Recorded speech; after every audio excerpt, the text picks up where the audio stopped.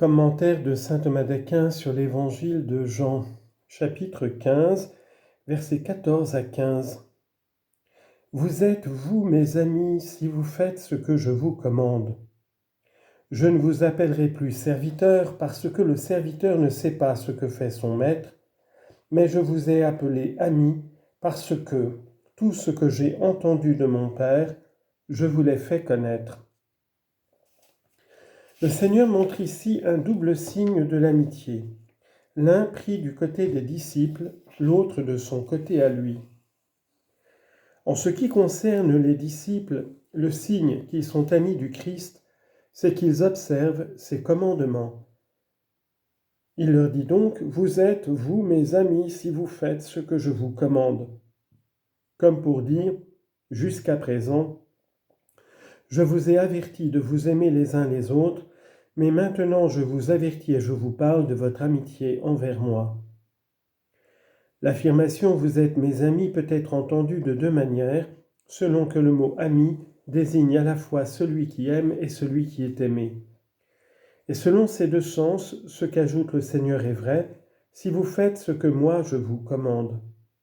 En effet, ceux qui aiment Dieu observent ses commandements, car puisque l'ami est comme un gardien de l'âme de son ami, comme l'affirme Grégoire, c'est à juste titre que celui qui garde la volonté de Dieu dans ses préceptes est appelé son ami. De même, ceux que Dieu aime observent ses commandements, dans la mesure où il les aide à les observer en leur conférant sa grâce. Dieu, en nous aimant, fait de nous ses amis, ceux qui l'aiment.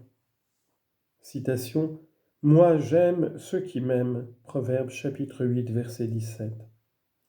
Non que ceux-ci aient aimé les premiers, mais parce que Dieu lui-même, en les aimant, les rend aimants. Mais il faut savoir que l'observation des commandements n'est pas la cause de l'amitié divine, mais son signe. Le signe à la fois que Dieu nous aime et que nous l'aimons. Citation « L'amour de la sagesse et la garde de ses lois » Sagesse chapitre 6, verset 19. Celui qui dit aimer Dieu et ne garde pas ses commandements est un menteur. 1 Jean 2, verset 4. Le Christ montre maintenant le signe de leur amitié, de son côté à lui. Il exclut d'abord ce qui semble contraire à l'amitié, puis il donne le signe de la véritable amitié. Verset 15. Je ne vous appellerai plus serviteur, parce que le serviteur ne sait pas ce que fait son maître. Ce qui est contraire à l'amitié, c'est la servitude. Il commence donc par l'exclure en disant « Je ne vous appellerai plus serviteur ». Autrement dit, même si autrefois vous avez été comme des serviteurs sous la loi, maintenant vous êtes comme des hommes libres sous la grâce. Citation « Vous n'avez pas reçu un esprit de servitude pour retomber dans la crainte, mais vous avez reçu l'esprit d'adoption des fils. » Romains 8, 15. Ensuite, le Seigneur dit pourquoi il exclut la servitude. Parce que le serviteur ne sait pas ce que fait son maître. Le serviteur, en effet, est comme étranger à son Seigneur. Plus haut, il est écrit « Le serviteur ne demeure pas dans la maison éternellement. » Jean 8, 35. Or, aux étrangers, on ne doit pas confier les secrets. Citation « Ne révèle pas les secrets à un étranger. » Proverbe 25, verset 9. Il ne faut donc pas confier les secrets aux serviteurs.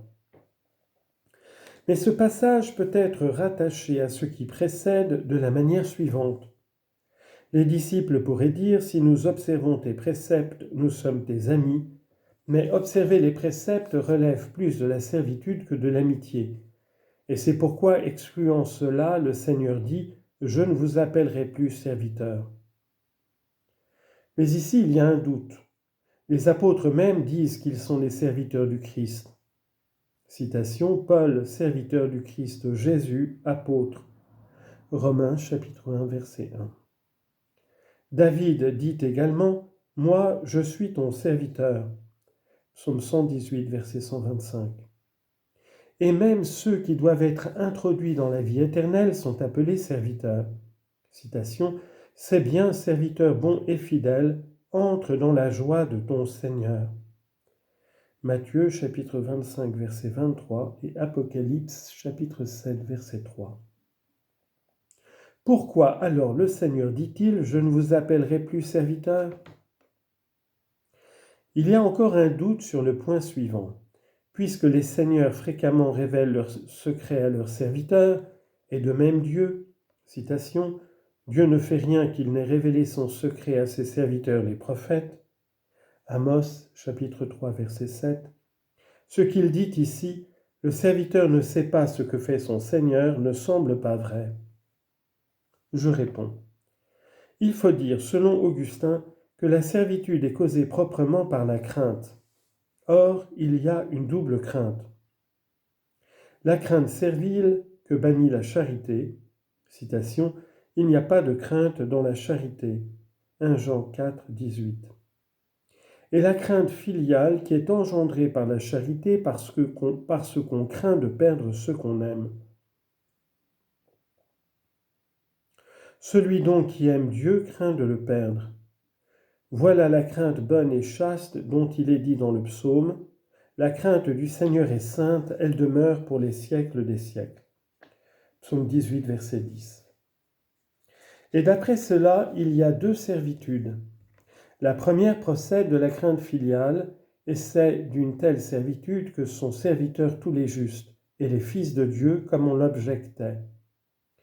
L'autre servitude qui procède de la crainte du châtiment est contraire à l'amour, et c'est en parlant d'elle que le Seigneur dit « Je ne vous appellerai plus serviteur ».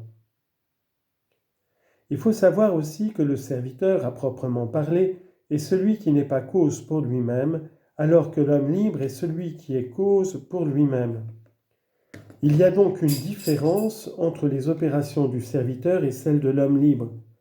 Le serviteur travaille pour un autre, tandis que l'homme libre travaille pour lui-même, à la fois quant à la cause finale de l'œuvre et quant à la cause motrice.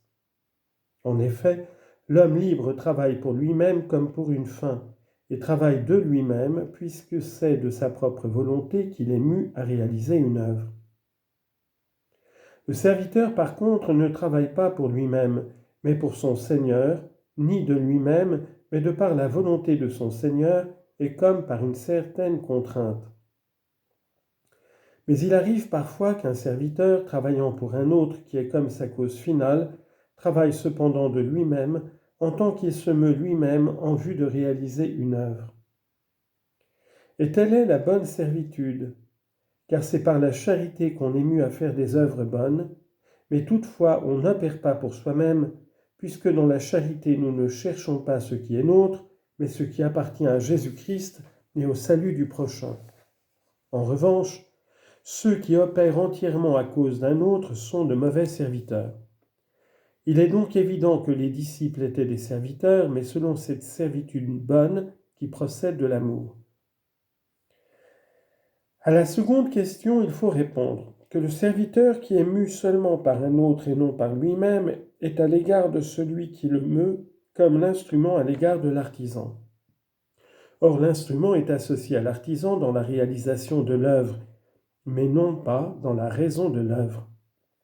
De même, donc, de tels serviteurs participent seulement à l'œuvre. Mais quand le serviteur opère de sa propre volonté, il est nécessaire qu'il ait connaissance de la raison de l'œuvre et qu'on lui révèle certaines choses cachées par lesquelles il puisse connaître ce qu'il fait. Citation, « Si un serviteur t'est fidèle, qu'il soit pour toi comme ta propre âme. » Siracide chapitre 33 verset 31. Or, les apôtres, comme on l'a dit, étaient mus par eux-mêmes pour faire de bonnes œuvres, c'est-à-dire par leur propre volonté orientée par l'amour. Et c'est pourquoi le Seigneur leur a révélé ses secrets. Quant aux mauvais serviteurs, il est vrai qu'ils ne savent pas ce que fait leur Seigneur. Mais quelles sont donc ces choses qu'ils ne savent pas ? Celles-là même que Dieu fait en nous. En effet, tout le bien que nous faisons, c'est Dieu qui l'opère en nous. Citation, « C'est Dieu qui opère en nous le vouloir et le faire. » Philippiens 2, 13 et Isaïe 26, 12. Donc, le mauvais serviteur, enténébré par l'orgueil de son cœur, ne sait pas ce que fait son Seigneur tant qu'il attribue à lui-même ce qu'il fait.